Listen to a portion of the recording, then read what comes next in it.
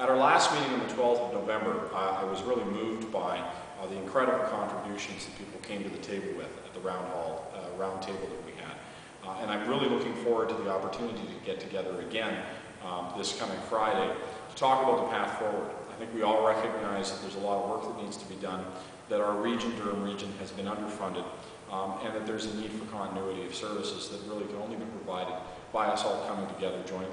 So if you have the opportunity to make it out on Friday at 1 p.m., I'd love to see you there and to continue the work of the committee.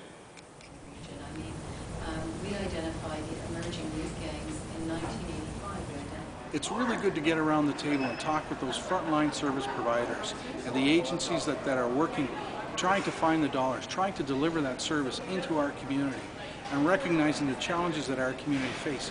But not only that, the strength that we have around that table. And sometimes we focus on the negatives too much. I think there's a lot of strength here. There's a lot of interest and collaboration that we can go forward and have one voice for our community.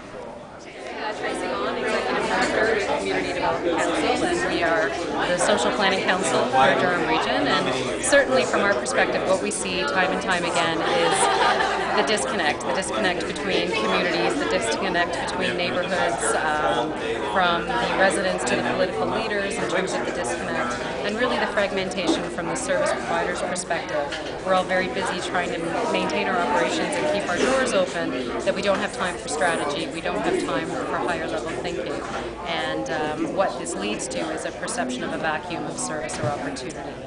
I think first and foremost we need to address the educational component and let people know what we have, and then we need to strategize together about how we make those limited resources work better in our community. My name is Andrew Lewis. I'm with Milestone Christian Center in Ajax.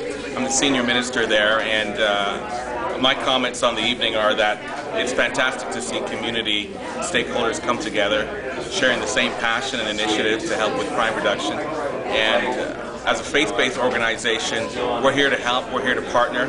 We're looking for a vehicle in which we can divest ourselves with regards to our volunteer hours and energy.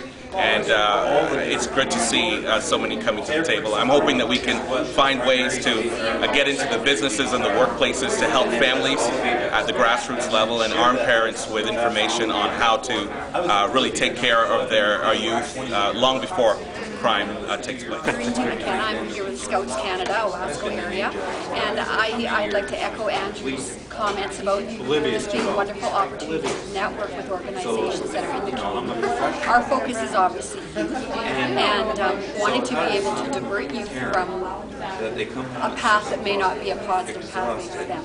Scouts Canada has been a youth organization that's been in our communities for 100 years. So we have a lot of youth programming that moved with the times as well, so that we're always becoming more modern. I mentioned about wrapping before. We have one of our groups we specialize in different things depending on the youth are interested in. So our mission is to develop good citizens and to build youth that can contribute positively to our communities. And I think that's where our organization, as well as probably other grassroots organizations that are in the community, can contribute to the whole issue of security and safety by developing positive alternatives.